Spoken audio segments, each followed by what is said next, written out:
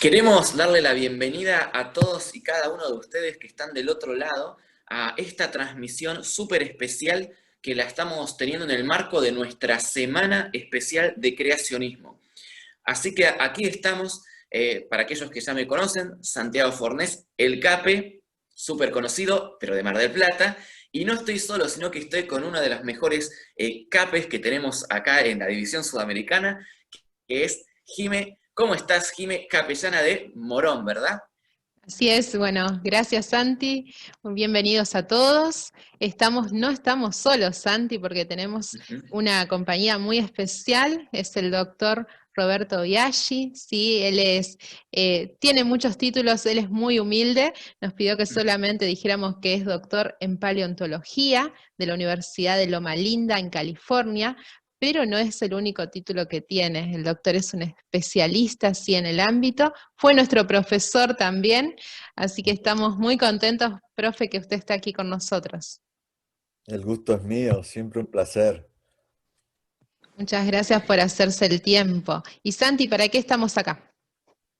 Estamos acá justamente para poder conversar con un verdadero especialista acerca de dos temas que son completamente apasionantes y que sinceramente para todos aquellos que tenemos fe en el relato bíblico de las Escrituras, muchas veces son temas que son de un gran desafío para nosotros, como son la existencia de los dinosaurios, qué pasó, cómo fue, cómo lidiamos con los miles de millones de años que se le dice que tienen los dinosaurios con el relato bíblico de la creación y un mundo que aparentemente tiene apenas un par de milenios. Y también, al mismo momento, su extinción, su fin, cómo fue y cómo se vincula esto con la palabra de Dios. Así que una vez más, profe, muchísimas gracias por estar acá para aclararnos a nosotros y darnos un poco de luz en medio de la oscuridad que hoy estamos. Así es. Así que, profe, el tiempo es suyo, lo vamos a escuchar. Muchas gracias. Y ya que estamos, es un placer saludarlos a todos, los que nos están escuchando y viendo. Esperemos que lo que presentemos sea del gusto de todos y ayude un poquito a esclarecer algunas de las preguntas que siempre hay en torno a este grupo tan fascinante de fósiles que representan organismos que vivieron en el pasado. Y siempre surgen todas estas cuentas, como Santi estaba diciendo, sobre estas preguntas sobre cómo, qué pasó con ellos, por qué desaparecieron y qué significa todo eso, ¿no? Así que voy a comenzar compartiendo la pantalla y mostrarles algunas imágenes. Si me permiten un segundito. Ahí está. Ah, espérense. Hmm. Permítanme.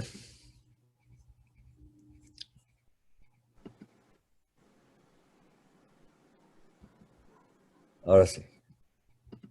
Y acá está. Muy bien. Así que vamos a hablar sobre los dinosaurios y el catastrofismo. Y ustedes ya van a ver qué queremos decir por catastrofismo. Eh, Ahora, a mí siempre me gusta comenzar por eh, las creencias que tenemos.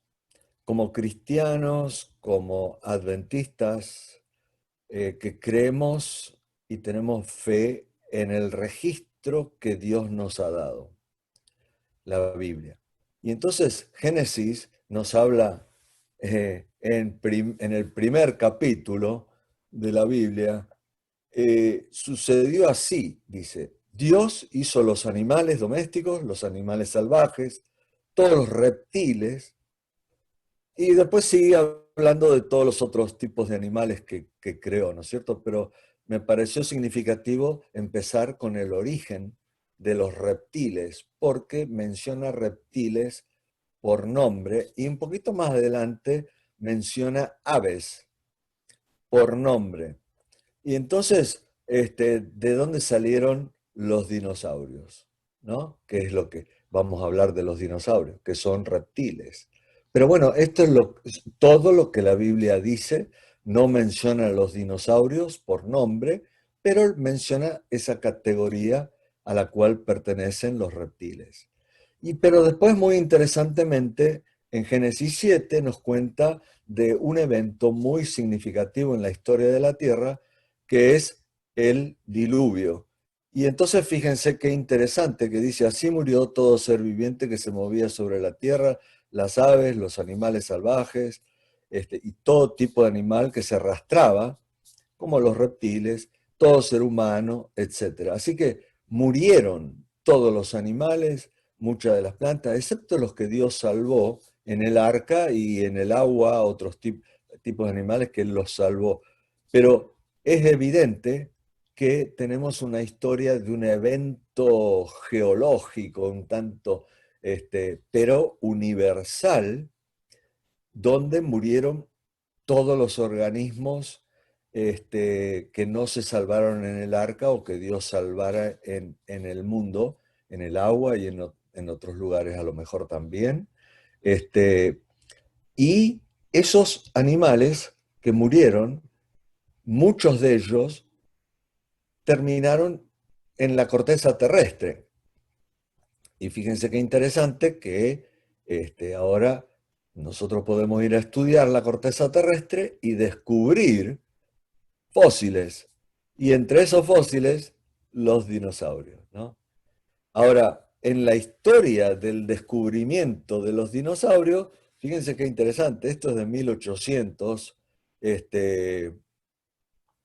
cuando se empezaban a encontrar ya unos cuantos restos de animales raros que no se conocían,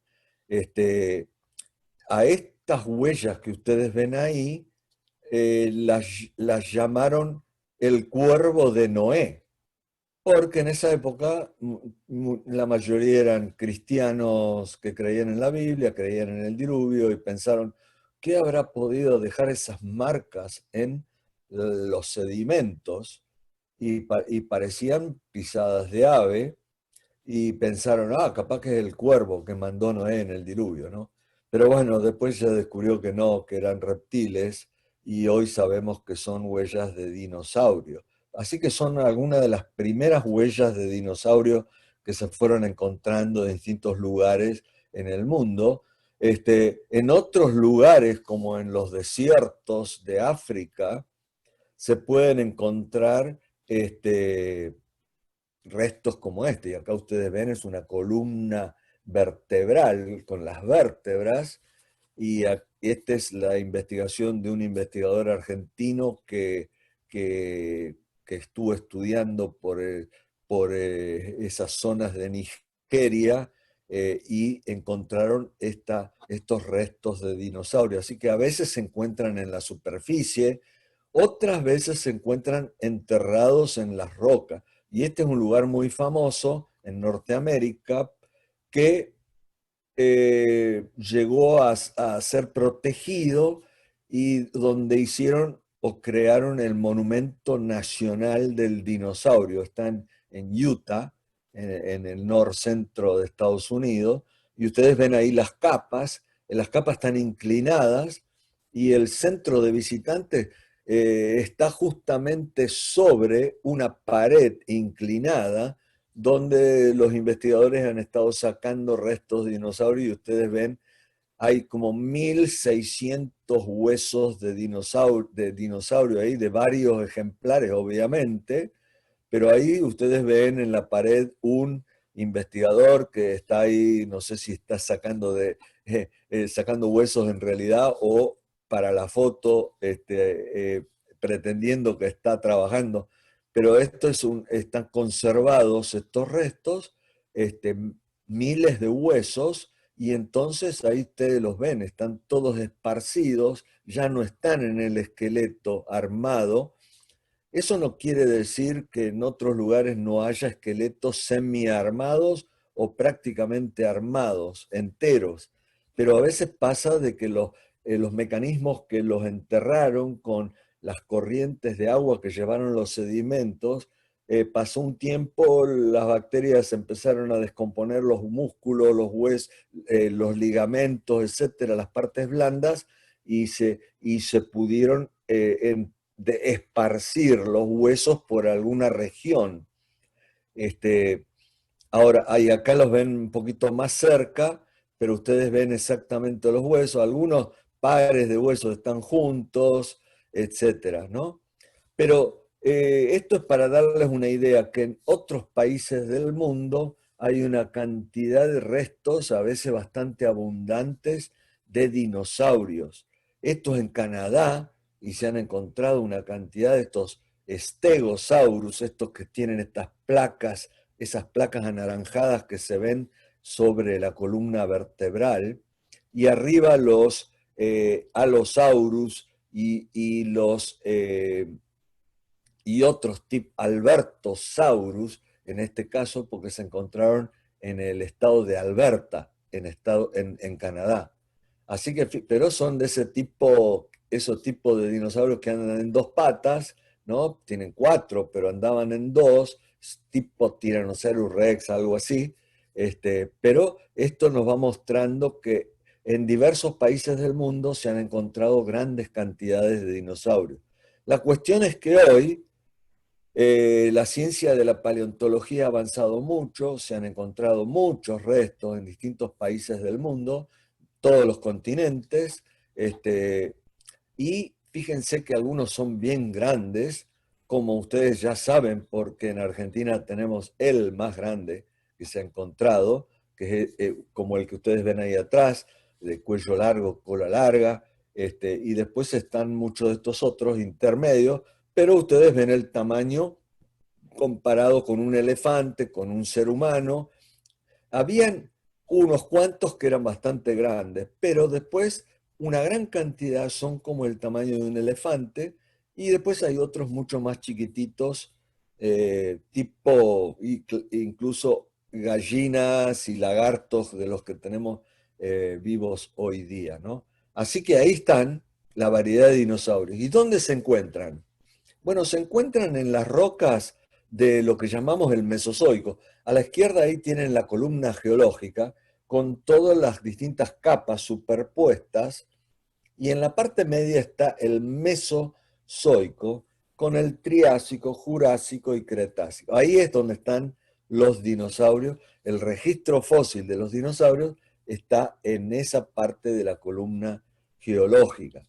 Ahora, si vamos a Argentina, por ejemplo, y Uruguay, miren qué impresionante todos los lugares donde se han encontrado restos de dinosaurios. Hay todos esos puntos rojos. Los puntos rojos son de la parte de abajo del Mesozoico, donde aparecen por primera vez los dinosaurios enterrados en la columna geológica, como en San Juan, Ischigualasto, y varios otros lugares, un poco más hacia Mendoza, y uno en Uruguay. Pero después los azules son el Jurásico, y ahí abajo está Cañadón Asfalto, donde hay como 7 dinosaurios, y en los verdes, que son los más abundantes, porque esos sedimentos son los que están más bien en la superficie de la Tierra, en la Patagonia y un poco más al norte de la Patagonia también, incluso hasta el noroeste de Argentina, Jujuy, Salta, por allá. Pero ahí tenemos donde están la mayoría de los restos hallados, y en algunos casos muchos restos de distintos tipos de dinosaurios.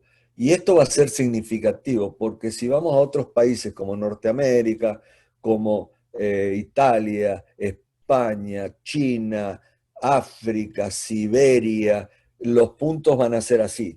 Hay muchos lugares alrededor del mundo, y últimamente se han ido encontrando más y más y más, y resulta que ¿eso qué nos muestra? estas capas están distribuidas alrededor de todo el mundo. Entonces, el entierro de los dinosaurios en estas capas ocurrió en todo el mundo. Y si nosotros podemos, como podemos correlacionarlos alrededor del mundo, vemos que la muerte y el entierro es algo global. La existencia de los dinosaurios y su muerte y su entierro ocurrieron alrededor de todo el mundo. Y eso va a ser muy significativo cuando hablemos qué les pasó y por qué pasó. Ahora les voy a mostrar algunos distintos dinosaurios de Argentina. Estos son del Triásico, la parte de abajo, y ahí está el famoso Eoraptor, como ustedes ven por la mano del señor que tiene esa reconstrucción que ven ahí. Ese Eoraptor era muy chiquitito, un dinosaurio bastante pequeño, y después el que sigue, eh, fíjense que es el de la formación Ischigualasto, ese también es bastante chico, como 2 metros más o menos, este, así que, así que estos eran bastante chicos, pero después resulta que vamos a Neuquén, y esto se encontró en 1988, no se encontraron muchos huesos, solamente 10%, algunas vértebras y algunos otros huesos, pero miren el tamaño de la vértebra, no se alcanza a ver ahí, pero después ahí está una grúa levantando una, esta es la manera en que lo sacan del campo, lo envuelven en yeso y bolsas de arpillera para que se proteja, pero se transformó en algo tan grande, pesa 2 toneladas, tiene como más de 1,5 metros. Y bueno, eso nos permite reconstruir, y a los científicos les permitió reconstruir cómo habría sido el animal, y se calculó por eso que tenía como 40 metros el Argentinosaurus vinculensis, ¿no? Hasta ahora sigue siendo el dinosaurio más grande que se ha encontrado en el mundo. Y ahí está una reconstrucción. A mí me gusta esta reconstrucción porque nos muestra no solo el animal, cómo habría sido, sino que nos muestra cómo fue el ambiente donde murió. ¿Por qué? Porque dejó pisadas también. En distintas partes del mundo hay pisadas de estos grandes titanosaurios, que son estos de cuello largo y cola larga. Son una de las pisadas más grandes. La dejaron en barrito, que es una mezcla de barro y arena. Y como las pisadas a veces ocurren a través de mucho espacio, sabemos que el evento que los enterró, todas estas inundaciones, que formaron todo este barrito y estos sedimentos, fueron muy extensas, miles de kilómetros cuadrados. Así que ahí tienen una representación de cómo era el lugar donde dejaron las pisadas y otros restos, y si dejaron pisadas, quiere decir que estaban caminando. Así que nosotros podemos decir, sí, realmente estos son animales reales, y no como algunos piensan. Por ahí hay mucha gente que piensa, ¿será que realmente son animales, que realmente existieron? Sí, sí, son realmente animales, y ya les voy a mostrar exactamente por qué. Pero andaban caminando y dejando huellas. Así que eso es un indicio ya que eran animales reales, ¿no es cierto? Pero después murieron y se extinguieron, ¿no? Bueno, este es del Chocón. En el Chocón hay otro dinosaurio famoso, el Giganotosaurus, y fíjense que ahí arriba a la derecha está el 85% del esqueleto, y ahí se encontró, están los huesos un poco separados, pero no se esparcieron demasiado como en la otra cantera de Estados Unidos. Pero quiere decir que no pasó tanto tiempo hasta que se enterraron por completo, porque todavía guardan más o menos el lugar que ocupaban en el esqueleto, aunque están separados. Este también es el más grande del tipo Tyrannosaurus Rex que se han encontrado hasta ahora, pero es un poquito diferente y por eso se lo llamó Giganotosaurus. Bueno, hay otros, como les decía, que son muy chiquititos. y ahí tienen el tamaño de este en comparación con un hombre, y este es el buitre raptor Gonzalezorum, porque lo encontró el señor González, ¿no? Y este también es de por allá, por la zona del Chocón, Río Negro, por allá, y ustedes ven que es un animalito que es un reptil que tenía plumas, así que acá tenemos otra evidencia interesante de cómo podrían haber sido algunos dinosaurios, porque ahora hay muchos que se han ido encontrando que tienen plumas, ¿no? Pero son dinosaurios. Este es un descubrimiento reciente en Chubut. Y ustedes habrán oído mucho hablar de este porque incluso allá en Chubut se han puesto una réplica en la entrada de la ciudad de Trelew con la reconstrucción de este famoso dinosaurio que se hizo famoso. Y bueno, acá está, fíjense, uno de los fémur y uno de los investigadores. Y este ahora se llama Patagotiton, Titon porque es tan grande, ¿no? Pero este es muy grande, Majorum, ¿no? Y bueno, se hizo una reconstrucción, se hicieron réplicas, y una réplica, de paso para ustedes que les gusta la tecnología moderna, esto que ustedes ven acá es una réplica donde hicieron la réplica, cada hueso con impresión 3D. Una impresora 3D, hicieron todos los huesos, armaron todo el esqueleto, y este es el Museo Americano de Historia Natural en Nueva York, y fíjense el tamaño del esqueleto, era tan grande que no cabía en la sala y tuvieron que sacar el cuello y la cabeza por una de las entradas al salón. Así que fíjense qué espectacular. Y bueno, perdón, y así que ahí está un fantástico esqueleto este es casi tan grande como el Argentinosaurus, es del mismo tipo de dinosaurio, es un titanosaurio, pero fíjense qué impresionante, parece que en esa zona terminaron enterrándose, estaban viviendo porque andaban caminando, y después murieron estos dinosaurios tan gigantescos, ¿no?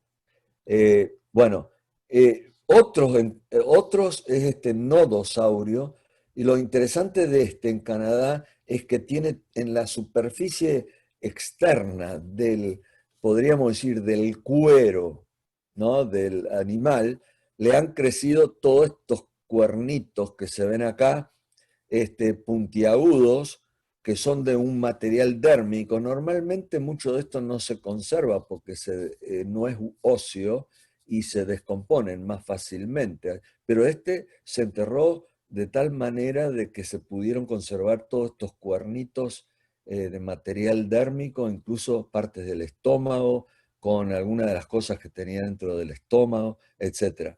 Acá tenemos otro tipo de hallazgo espectacular para la paleontología.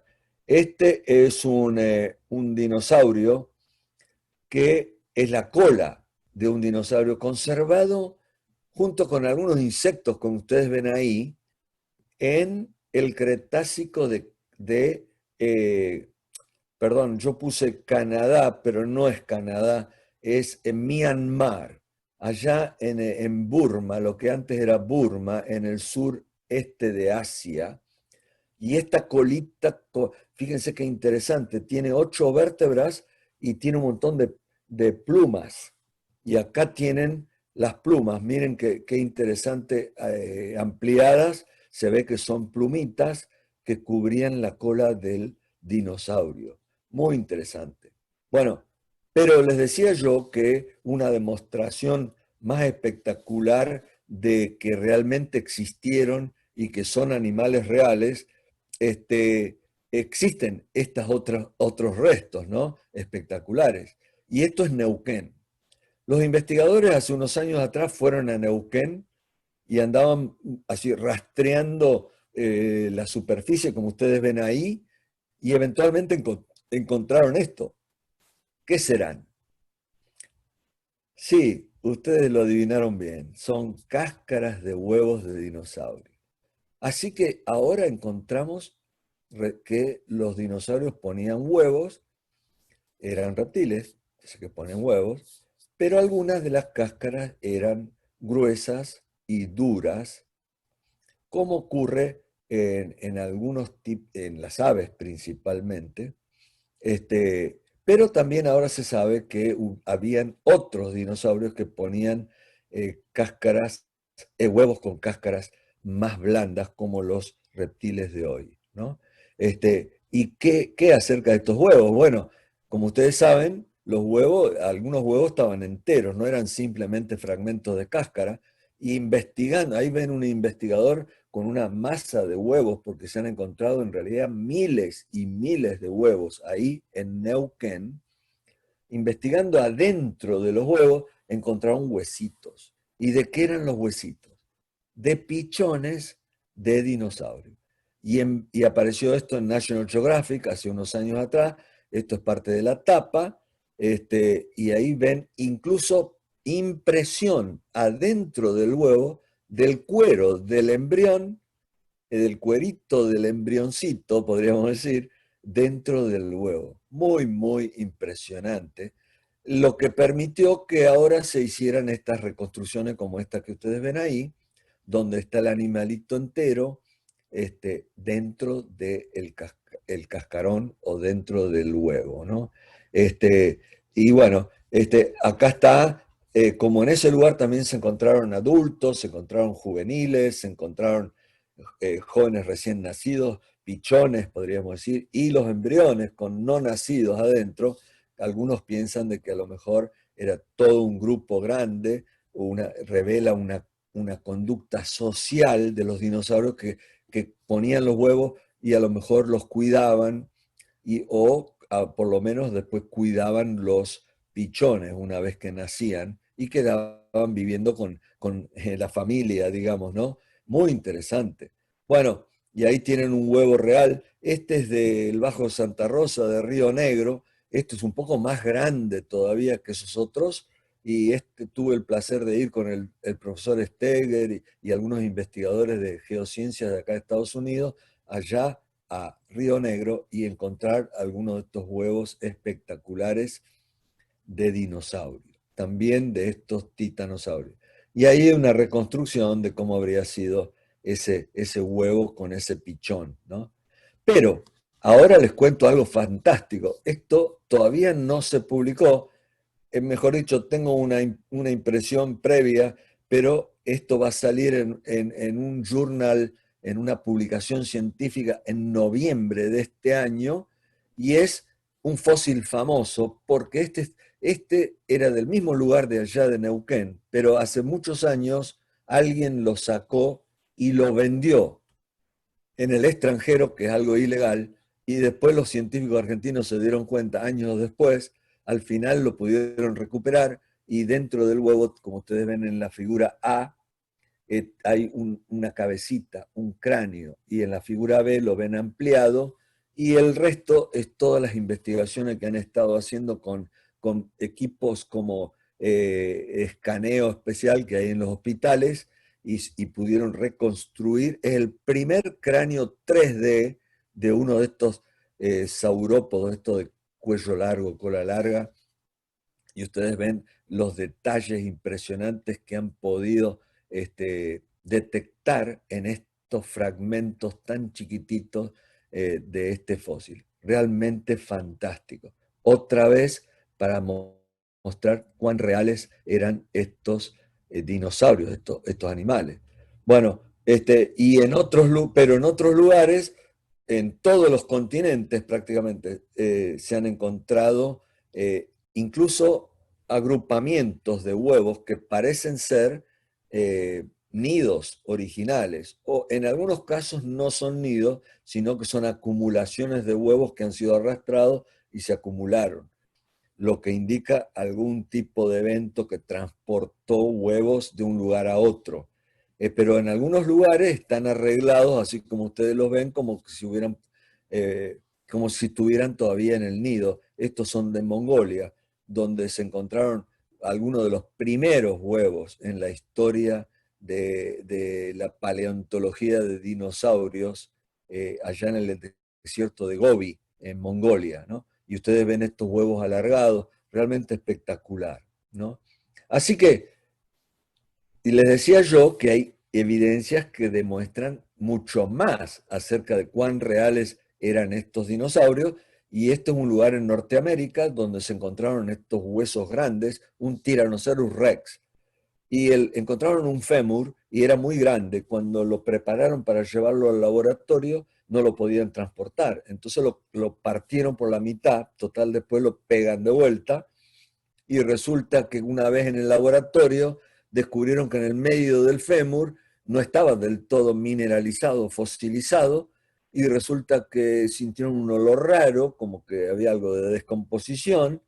Empezaron a explorar ahí adentro del fémur y encontraron esto que ven a la derecha. Esto fue 2005 y son vasos sanguíneos en el fémur, prácticamente en la médula del hueso, y ahí encontraron en la parte del medio, ustedes ven esas cositas rojas que son idénticas a los glóbulos rojos que tienen los organismos vivos hoy. Los vasos eran elásticos, se podían extender y cuando los soltaban volvían a su tamaño original. Así que, ¿qué quiere decir eso? Y que tendrían proteínas todavía, como las que hay hoy en los vasos sanguíneos, que le dan elasticidad a los vasos. Y las células sanguíneas, las células óseas. Así que esto es una demostración que realmente eran organismos que estaban vivos, que después murieron y se conservaron incluso algunas de sus células y sus proteínas originales que ellos tenían, ¿no? Algo realmente espectacular. Bueno, así que si miramos alrededor del mundo, hay muchas especies de dinosaurios fósiles, más de 1000, y se siguen encontrando constantemente, desde el tamaño de una gallina hasta los grandes que mencionamos de Argentina, como 40 metros, y realmente de gramos a toneladas, y como 31 de 48 familias, que es un grupo, una categoría de agrupamiento de la taxonomía, cómo se clasifican los dinosaurios y otros animales, tienen miembros más altos que 6 metros. Así que un poquito más de la mitad no son tan grandes, ¿no? Pero bueno, en ese mundo había organismos bastante grandes, árboles, humanos y algunos animales que eran muy grandes, ¿no? Y ahora los encontramos como fósiles. Habitaban distintos tipos de ambientes, pero la pregunta es, ¿cómo murieron? Bueno, acá está la columna geológica, ¿se acuerdan? Les mostré antes, y ahí están los distintos dinosaurios que están en las capas del Mesozoico, desde el Triásico abajo, Jurásico en el medio y Cretácico más arriba, y ahí están los distintos tipos que se han ido encontrando y en la reconstrucción de cómo se habrían visto, ¿no? Bueno, la cuestión es que en distintas partes del mundo ahora se han encontrado lugares donde hay lo que se llama eventos de mortalidad en masa. Y los eventos de mortalidad en masa quiere decir que hay miles de restos de un tipo de animal en un solo lugar. En algunos lugares son cientos, en otros son, fíjense, montanas, de decenas de miles. Y los científicos mismos han ido descubriendo que para que ocurra esto, ¿cómo puede ser que mueran tantos de golpe? Tiene que haber habido algo catastrófico, que los mató a todos al mismo tiempo, y que si se preservaron, algo catastrófico que los haya enterrado. Agua con sedimentos que los enterró rápidamente para que se conserven como fósiles. Y así ustedes ven miles y miles y miles de restos acá y allá. Y abajo, fíjense qué interesante, hay un lugar que se llama la autopista de los dinosaurios. Bueno, es algo realmente espectacular. Así que también hay muchas pisadas alrededor del mundo. Les muestro solo una. Esta es del noroeste de Argentina y ahí tienen pisadas de dinosaurios, algunos más chiquitos, algunos más grandes, pero lo que les quiero mostrar acá, en esta foto, son todas esas arruguitas que se ven en el sedimento. Ahora las capas de sedimento están verticales porque cuando se levantaron los Andes, muchas de estas capas que estaban horizontales cuando se formaron, ahora están verticales.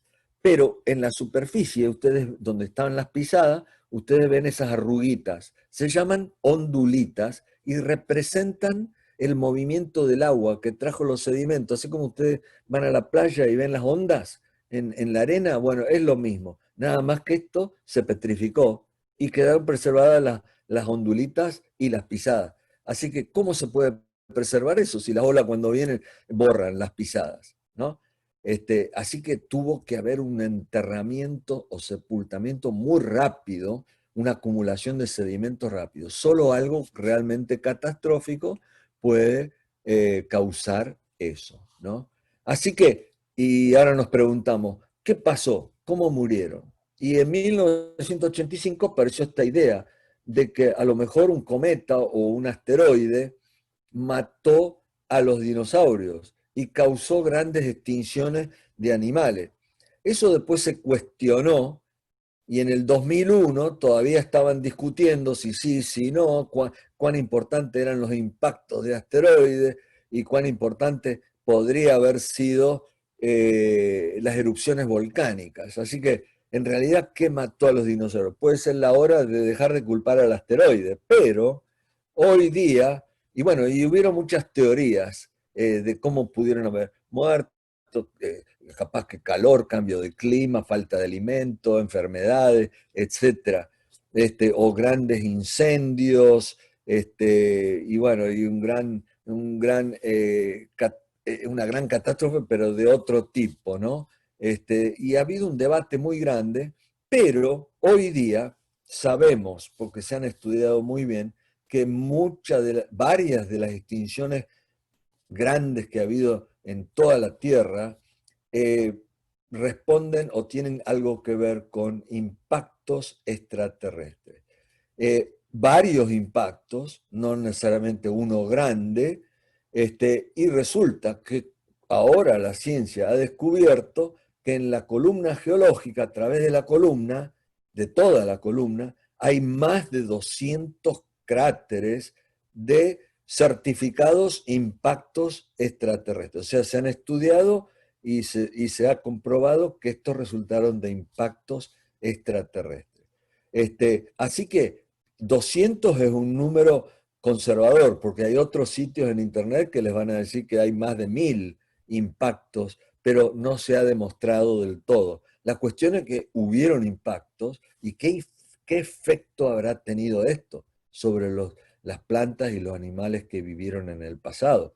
Bueno, en Yucatán, en México, hay un famoso lugar donde hay un cráter que ustedes ven ahí a la izquierda, el contorno de esas líneas amarillas, que eh, indica que ahí el cráter es de 200 kilómetros de diámetro y este es un impacto impresionante. Y esto es del 2016, esto es lo que se puede ver debajo de la Tierra y ese anillo más adentro, en el centro, es el rebote de los sedimentos después que el asteroide hundió las capas, porque las hunde y después la presión hace que, isostática, hace que el sedimento vuelva para arriba, así que se produjo ese segundo anillo que ustedes ven ahí.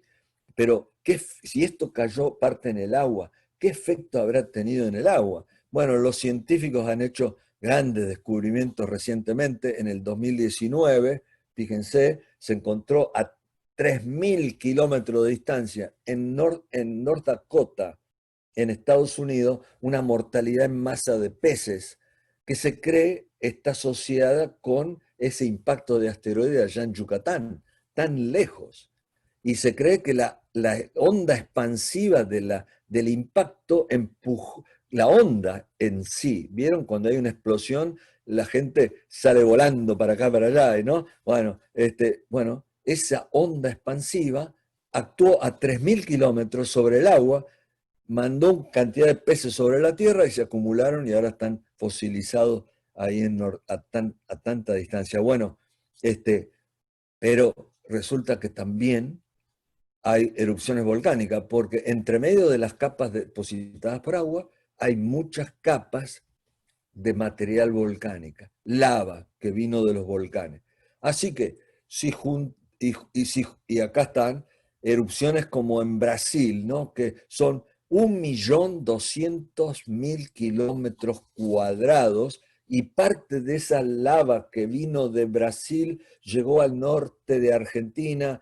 Las cataratas del Iguazú caen y se han formado porque están esos basaltos, que son esa lava que alguna vez vino desde Brasil, se endureció, formó basalto, y ahora tenemos esos grandes acantilados por donde caen las aguas y forman las cataratas. Bueno, en distintas partes del mundo hay millones de kilómetros cuadrados de estas rocas formadas por la lava que inundó grandes partes del mundo en distintas épocas. Así que entre los asteroides, entre los basaltos, las erupciones volcánicas, y entre las grandes inundaciones de agua que trajeron el sedimento que enterró todos los fósiles que encontramos, imagínense qué tipo de catástrofe habrá sido, y como ocurre alrededor de todo el mundo, cuán extensa fue. Bueno, encima tenemos muchos animales, como muchos dinosaurios que ustedes ven acá, que tienen el cuello retorcido para atrás. Y eso es algo muy común que se ve en muchos de estos fósiles, incluyendo dinosaurios y otros reptiles, reptiles voladores, reptiles terrestres. ¿Y por qué tienen ese cuello retorcido y la cola estirada? Porque, y esto salió hace poquito en una revista científica, se cree que tienen que haber sufrido la agonía de muerte. Algo estaba pasando cuando estaban vivos y se estaban envenenando o se estaban asfixiando, o algo estaba pasando y tenían una agonía tremenda y se murieron y quedaron así, enterrados. Miren qué interesante. O sea que otra evidencia de la situación catastrófica que estaban viviendo estos animales. Entonces, ya vamos terminando. ¿Qué quiere decir todo esto? Bueno, Elena White dijo algo muy interesante, eh, que es esta cita que está acá. La ciencia humana nunca podrá dar razón de sus maravillosas obras. Dios ordenó de tal modo que hombre, bestias, árboles y bestias, muchas veces más grandes que aquellos que están ahora sobre la tierra, y otras cosas, fueron sepultadas y conservadas como evidencia para el hombre de que los habitantes del mundo antiguo perecieron por un diluvio. O sea que ahora volvemos a donde comenzamos. ¿Qué dice la Biblia? Una catástrofe donde muchos de estos animales desaparecieron, murieron. Pero fueron conservados. Fíjense qué interesante. Dios dice que permitió que se conservaran para que fueran evidencia de que realmente eso fue así y que hubo un diluvio. Y ahora la ciencia está demostrando y encontrando, hay evidencias de que realmente el evento de extinción de muchos de estos organismos es un evento global y que fue catastrófico, como tal como describe la Biblia, ¿no? Bueno, en resumen, hay una gran variabilidad dentro de pocos grupos de dinosaurios, son todos reptiles, y sugeriría que a lo mejor es la variabilidad que ocurrió después de la creación perfecta original de Dios dentro de ese grupo de organismos, los dinosaurios. Este, hay además, hay una conservación especial de huesos, cuernos, piel, huevos, embriones, moléculas orgánicas, que demuestra que realmente existieron, que eran organismos que estuvieron vivos en algún momento y que murieron y se enterraron rápidamente por condiciones catastróficas hace unos pocos miles de años, porque nosotros pensamos de que en el registro fósil no hay evidencia real del paso de tanto tiempo como los científicos actuales postulan. Y las grandes mortalidades de estos organismos que hay muestran cuán catastrófica. O sea que si es catastrófica y duró poco tiempo, la capa en sí no duró tanto tiempo. Y si vamos mirando todas las capas y encontramos cosas similares, la cantidad de tiempo se reduce considerablemente. Bueno, y sabemos que vivieron en la misma época que los humanos.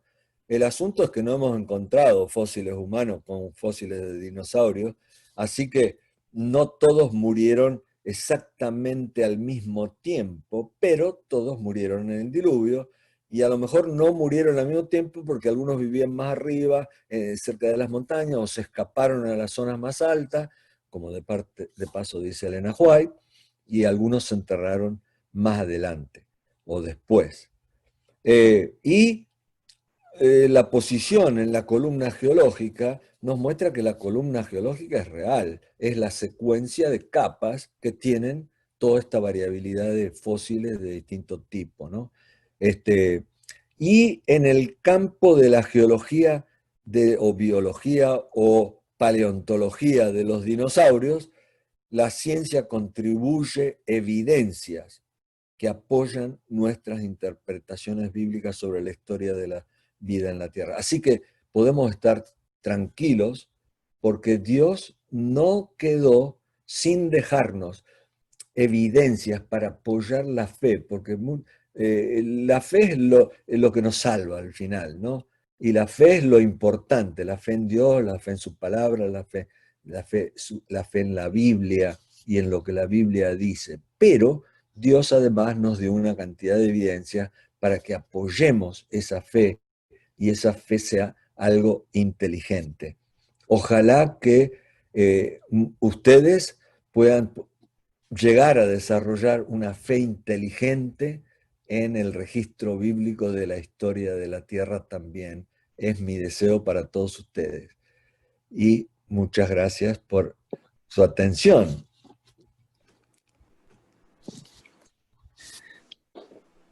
Muchísimas gracias a usted, profe. La verdad, sinceramente, gracias a usted por estar acá con nosotros, compartiendo todo esto. Fue para mí como hacer un viaje en el tiempo y volver a una de sus clases que nos daba ciencia y religión, recuerdo allí en el teológico. Sí. Así que impresionante y también muy interesante todo esto que usted pudo compartir con nosotros.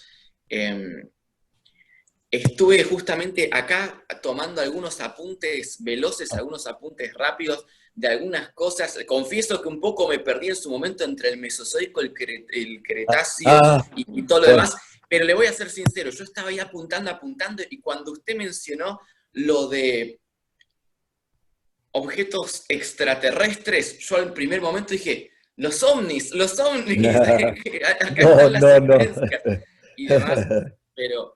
sinceramente muy, muy apasionante. Quizás, si me permite, una pequeña preguntita que tendría, quizás si podría explayarse un poquito más. Usted mencionó allí al pasar que no hay suficiente evidencia real como para los periodos de millones de años que se le suelen atribuir a los fósiles de los dinosaurios. ¿Podría comentarnos un poquito más, entonces, por qué es que se nos suelen hablar de tantos millones de años? Esa es una pregunta muy importante porque es una de las críticas duras y de los argumentos duros que los científicos, incluso algunos cristianos que piensan de que eso es real, o sea, la historia de millones de años, y es algo bastante difícil porque realmente la datación absoluta que se llama, que es la datación radiométrica, es la base sobre la cual se calculan esas edades y esa historia de tan largo tiempo. Eso todavía no tiene una buena explicación para un creacionista que cree que la creación fue reciente. Pero es cuestionable porque hay otras evidencias. Una cosa es datar un pequeño fragmento de un mineral que me da 200 millones de años, o para hablar de los dinosaurios, digamos 65 millones de años, ¿no? No se basa en la datación del hueso, o del resto fósil. Se basa en partículas de sedimento que están asociadas enterrando o un poco más abajo o un poco más arriba de esos fósiles.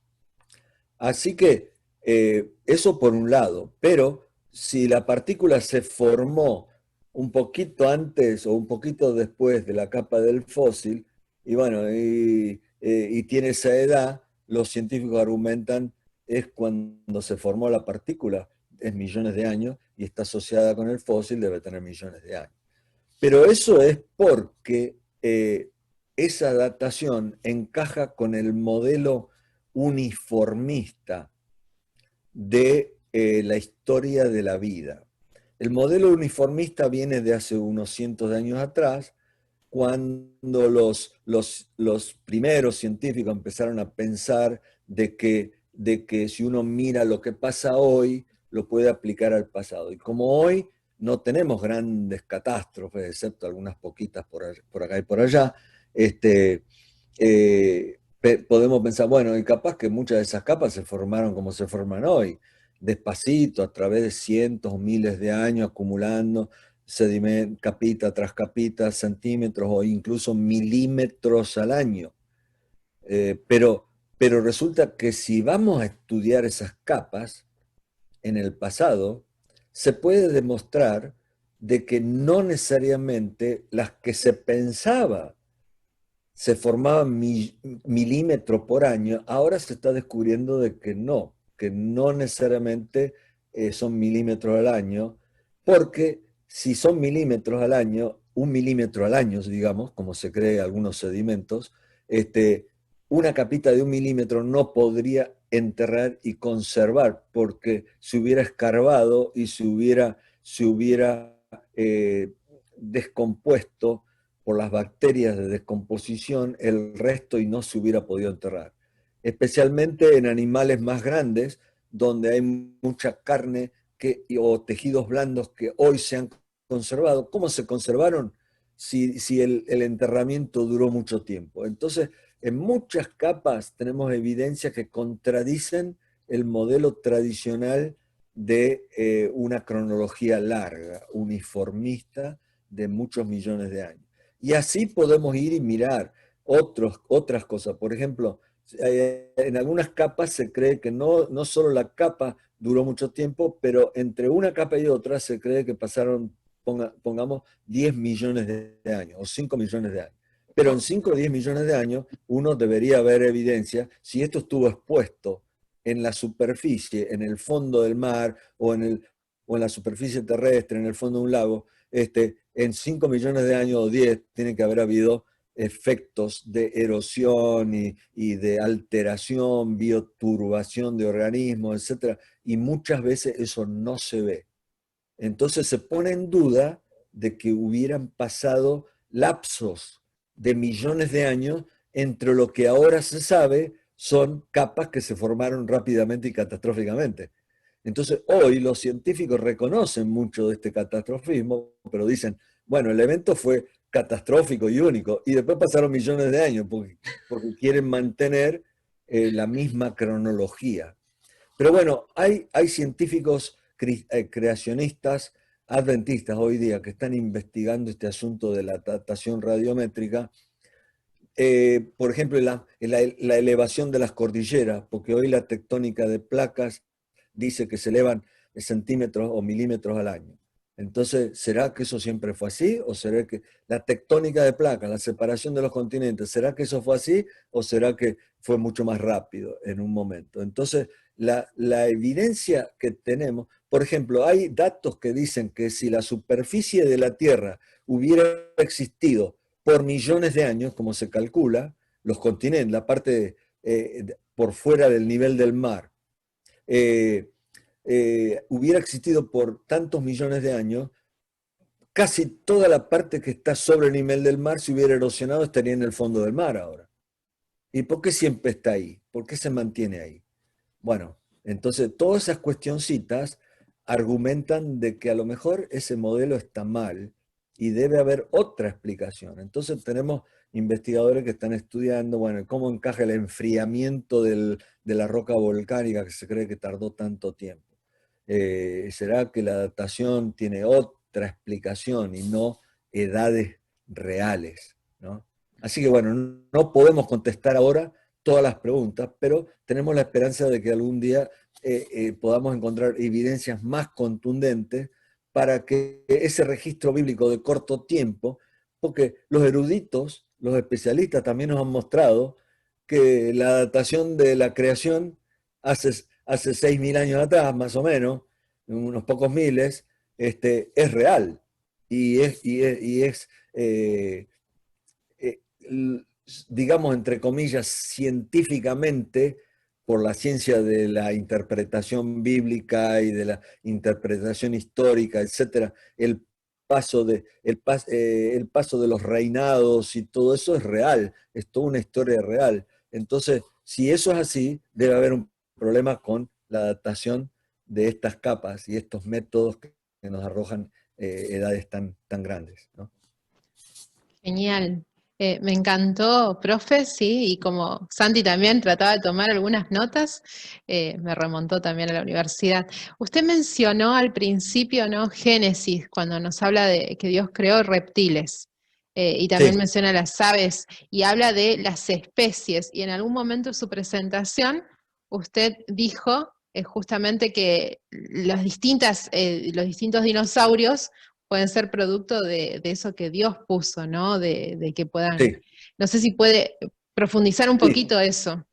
Miren, eso es una buena pregunta porque hay mucha gente que tiene la idea de que los dinosaurios son tan raros, tan feos, que Dios no lo hubiera podido haber creado. Entonces surgen un montón de ideas, teorías que han habido y que todavía hay, de que a lo mejor estos no son parte de la creación de Dios y que resultaron por hay un término famoso que es amalgama, que es cruza. Y entonces algunos dirían, no, pero a lo mejor los antediluvianos tenían la capacidad de cruzar organismos e inventar cosas nuevas.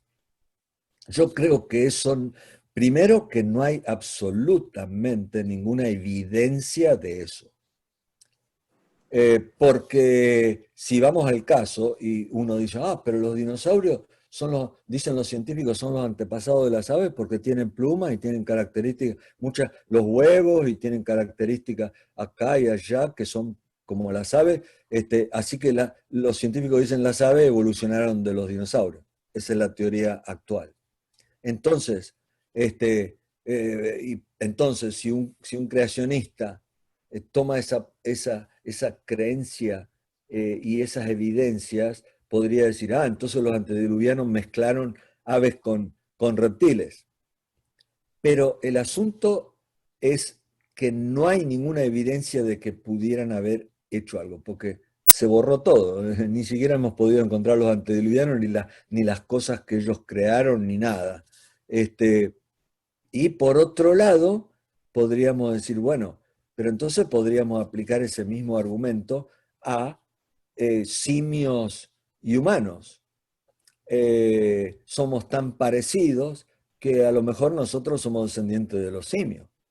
Y alguien anduvo manipulando alguna cosa y sacó humanos de los simios. Y no porque seamos parecidos implica parentesco. Ahora, la base real es la palabra de Dios. Como Dios menciona reptiles y aves por separado, los creó en forma separada. Así que las aves no pudieron haber evolucionado de los reptiles. Eso por un lado. Así que no pudieron haber evolucionado ni siquiera de los dinosaurios. Eh, Ahora, si los antediluvianos, ¿y qué acerca de los antediluvianos? ¿Pudieron haber cruzado un ave con un reptil? No, porque no son genéticamente compatibles. Y hoy eso lo vemos hoy día en los animales vivos, no se pueden cruzar. Se pueden cruzar y se han cruzado animales que son bastante parecidos. por ejemplo, yo una vez tuve un alumno en clase que me dijo, oh, en la chacra en mi casa, un faisán se cruzó con una gallina y tuvieron pollitos que parecen mitad faisana y mitad gallina. Pero eso es porque a lo mejor todavía son parte de una misma categoría de organismo, y a lo mejor esa categoría corresponde a lo que Dios creó originalmente. Y si es así, tendrían, aunque ahora se han diferenciado, todavía tendrían muchas cosas en común y tendrían alguna compatibilidad genética que les permite reproducirse. Se han diferenciado tanto hoy que muchos de los descendientes son estériles, como sabemos. El caballo con el burro, en el ambiente natural andan sueltos por ahí y no se cruzan, pero si los ponemos en un corral, a lo mejor sí, y artificialmente también, y producen los asnos. O el león y el tigre, y hay muchos ejemplos, ustedes los pueden ir y ver en distintas partes del mundo, la gente ha cruzado, porque son felinos, es la familia de los felinos, y así sucesivamente. Pero si queremos cruzar dos cosas muy diferentes, no se puede. Entonces, porque vieron en la Biblia está la historia de Jacob, ¿no? Jacob con el suegro que lo estrujó un poco y como 14 años de trabajo forzado para obtener una esposa, ¿no? Pero bueno, en esa historia él encontró la manera de cruzar las cabras, ¿no? Para poder, porque todas las que iban a ser manchadas iban a ser para él. Y bueno, cruzó distintas formas de cabras, a lo mejor subrazas diferentes de cabras, y tuvo éxito, pero son animales compatibles, no son tan diferentes. Entonces, y ustedes imagínense, si Dios hubiera creado, porque ¿de dónde se le dio el tamaño, por otro lado? Bueno, eso también puede cambiar, pero para cruzar un reptil con un ave, ¿cómo podrían haber hecho? Primero que no eran compatibles. Y segundo, que hubiera sido medio imposible. Pero hay otra teoría que dice que a lo mejor Satanás, y esto viene de algunos teólogos que dicen que Satanás pudo haber manipulado la genética de organismos, pero no creó nada porque nadie puede crear algo excepto Dios. Entonces tuvo que partir de algo que Dios había creado. ¿Y cuánto puede cambiar? Bueno, sabemos que, por ejemplo, en la maldición del Génesis, las serpientes, que originalmente algunas de ellas, por lo menos, tenían alas, después no las tendrían. Y las encontramos como fósiles, encontramos reptiles alados y reptiles que se arrastran, ¿no? Como las serpientes que se arrastran por el suelo, y muchos reptiles que se arrastran y otros que andan caminando más levantaditos, y otros que planean de un árbol a otro. Pero bueno, Dios tuvo que haber creado el original, sobre el cual después el pecado actuó como actuó con cualquier otro animal. Por ejemplo, el león, ¿no? El león hoy tiene un estilo de vida que no es el que tenía originalmente, una dieta que tampoco es según lo que leemos en la Biblia. Y así que todos esos cambios provinieron de alteraciones. No sabemos exacto hasta qué punto Satanás pudo manipular, pero bueno, Jesús mismo cuando estuvo acá en la tierra dijo cuando habló de esa parábola de las plantas que crecieron, y acá crecieron un montón de yuyos y otras cosas. Jesús dijo, un enemigo ha hecho esto. Y Elena White dice que Dios nunca creó una espina, un cardo, etcétera, etcétera, que son la obra de Satanás. Y así que él pudo haber manipulado, pero solo lo que Dios creó originalmente, ¿no? Yo tengo la teoría personal de que Dios creó hermosos dinosaurios de todo tipo, fantásticos. Bueno, a lo mejor no una variedad tan grande, a lo mejor creó 3 o 4 y de ahí surgieron toda la variedad que tenemos hoy. Este, y bueno, y por otro lado, en relación al tamaño, el humano era bastante más de más estatura que lo que tenemos hoy, y a lo mejor para ellos no eran tan grandes, no los hubieran visto tan grandes como los vemos nosotros. Pero hay una linda cita de Elena White que dice que Dios vio que esos animales ahora, después de 1500 años de pecado, seguramente que su conducta, porque sabemos que algunos de esos eran carnívoros o cazaban a sus presas, ahora, bueno, a lo mejor algunos de esos dinosaurios iban a ser un peligro. Dios vio que iban a ser un peligro, eso es lo que dice Elena White. Y entonces permitió que desaparecieran en el diluvio.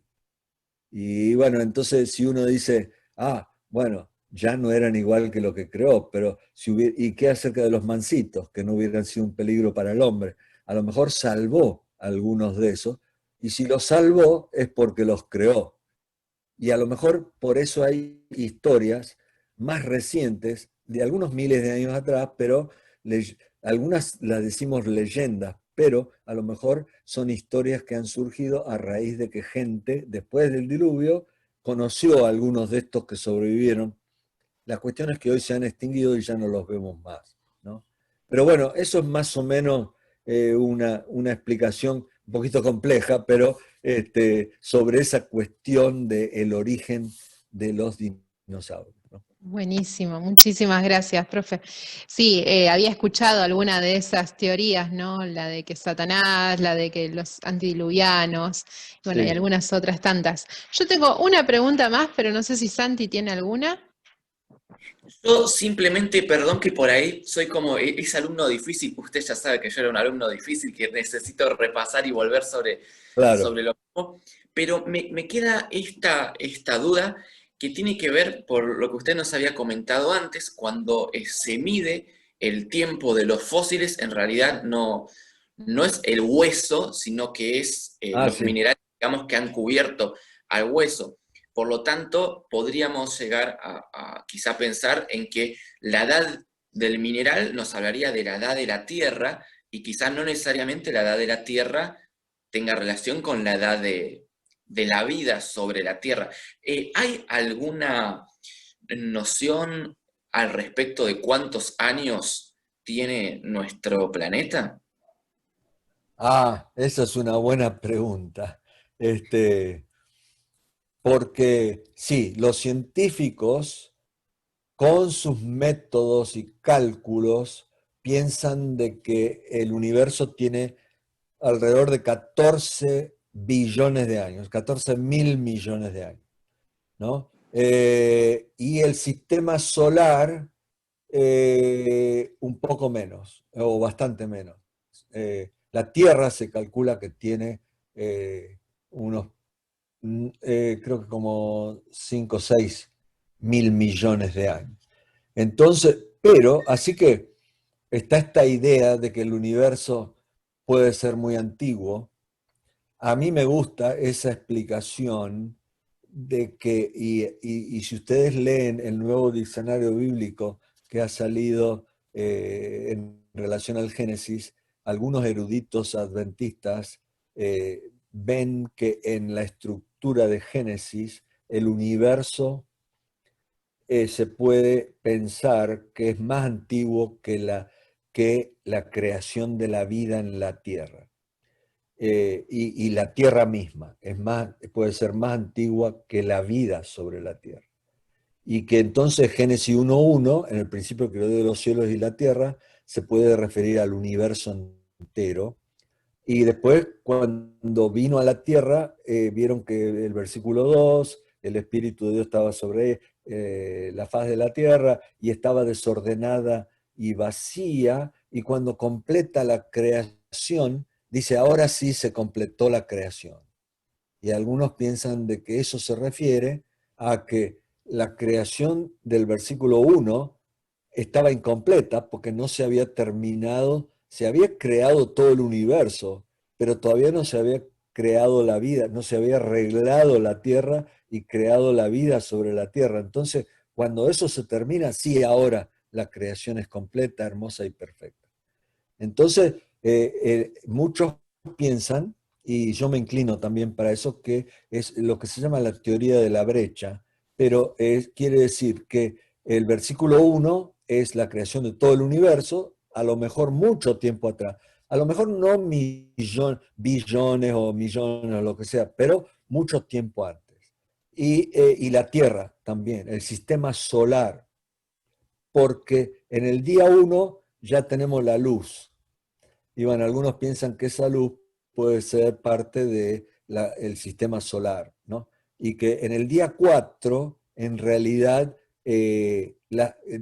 algunos creen que las estrellas se crearon ahí, y la luna, y bueno, el sol y la luna, pero, pero a lo mejor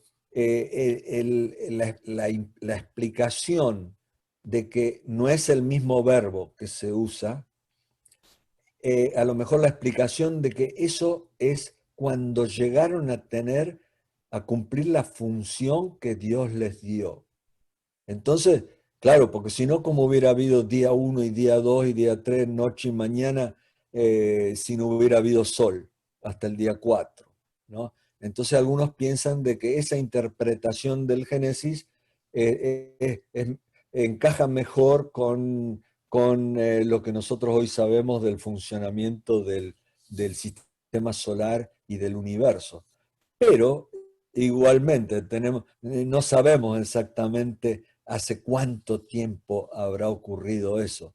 Lo que sí estamos constreñidos por el texto es lo que pasó después de la creación, porque desde que se creó Adán y Eva, después empezaron a tener hijos y empieza a correr el tiempo, ¿no?, de las genealogías bíblicas, que nace de ahí. Así que estamos constreñidos por las cronogenealogías y la historia, ¿no?, que nos revela una historia de la vida como algo reciente. Pero a lo mejor el universo y el sistema solar pueden haber tenido, o pueden tener un tiempo mayor, ¿no? No sabemos cuánto es. Y si el sistema de datación está un poco en cuestión, como pensamos, entonces a lo mejor eso también se aplicaría a toda la edad del universo, este, aunque claro, algunos piensan de que si las galaxias se fueron formando gradualmente o si el sistema planetario se fue formando gradualmente, a lo mejor implicaría una cantidad de tiempo. Este, pero si Dios dijo y ocurrió, bueno, no sabemos si instantáneamente ocurrió o si hubo un mecanismo que Dios armó que dio lugar al origen de todo, de la materia y de los sistemas planetarios en las distintas galaxias, ¿no? Pero bueno, ese es el estado de las cosas ahora. Muchísimas gracias, profe. La De nada. verdad, por mi parte, me encuentro satisfecho porque si le sigo haciendo alguna pregunta más, me van a surgir 5 preguntas más después por cada Claro. respuesta, porque bueno, tendríamos que hacer un Sí, capítulo 2 y un capítulo 3 de este encuentro, pero Jimé, sí. vos tenías una Sí. pregunta más. No, no, pensaba justamente eso, ¿no? Como es increíble, de una pregunta usted nos explica, pero de ahí me surgen Por muchísimas. supuesto. Profe, algo que usted mencionó que a mí me dejó totalmente así anonadada fue cuando contó que uno de los huesos lo tuvieron que partir para poder Ah, sí, trasladarlo y que sí. encontraron esos vasos flexibles, ¿no? Y demás, o sea, cómo se conservó. Eso me impactó. Ahora, esto puede ser justamente a causa de que fue una catástrofe rápida, que fue también el agua, logró sí llevar los sedimentos que conservaran. O sea, puede ser algo que nos marque justamente que el relato bíblico es cierto. Claro. Yo creo que sí. Claro, no hay, en ese resto que encontraron el esqueleto. O sea que las partes blandas de afuera se perdieron.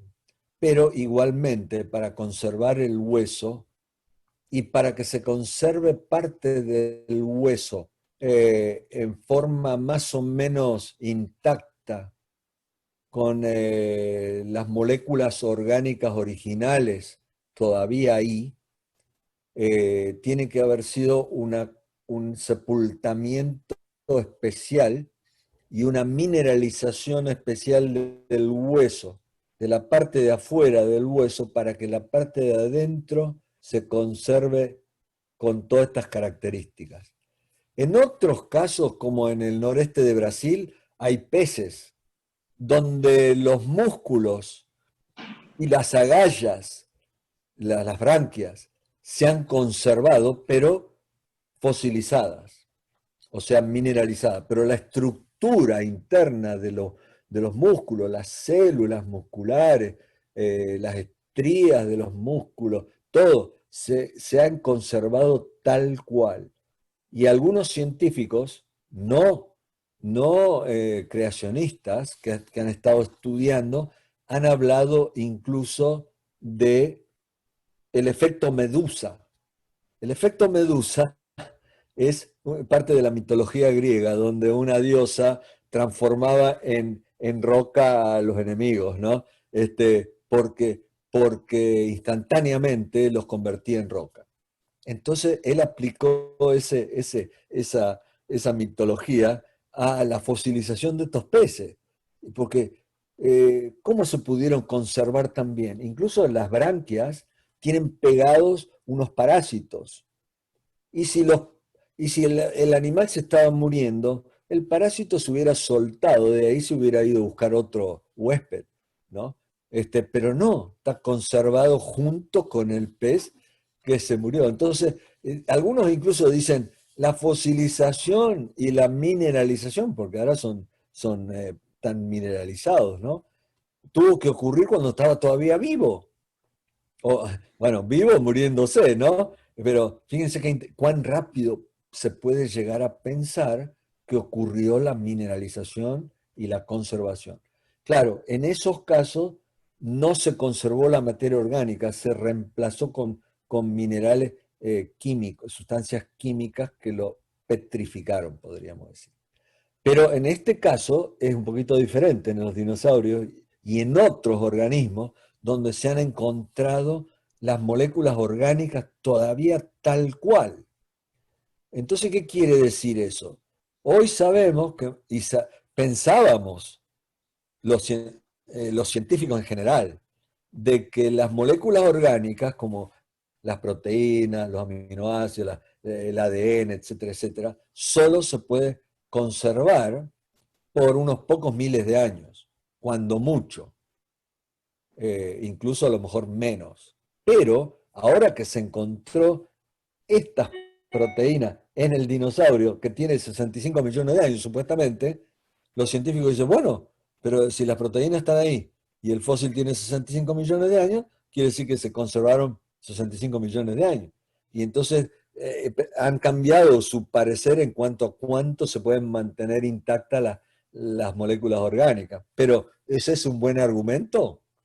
A mí me parece que no. Debería haber un método independiente de ver, bueno, pero las proteínas realmente se pueden conservar tanto tiempo o se descompondrían, ¿no? Y bueno, pero para nosotros los creacionistas, que pensamos en una cantidad corta de tiempo para la vida, podríamos pensar, bueno, esto es una buena evidencia.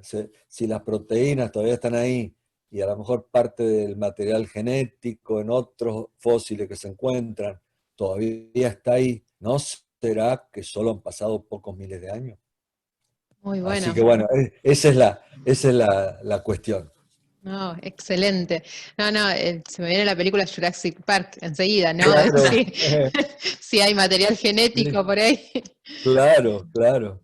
Y justamente el ámbar es un medio de conservación que es como momificación, donde las partes orgánicas quedan preservadas inalteradas, o sea, no se han alterado. Así que es un fantástico medio y se han encontrado una cantidad de cosas espectaculares y yo creo que se van a ir encontrando mucho más cuando las tecnologías de análisis mejoren.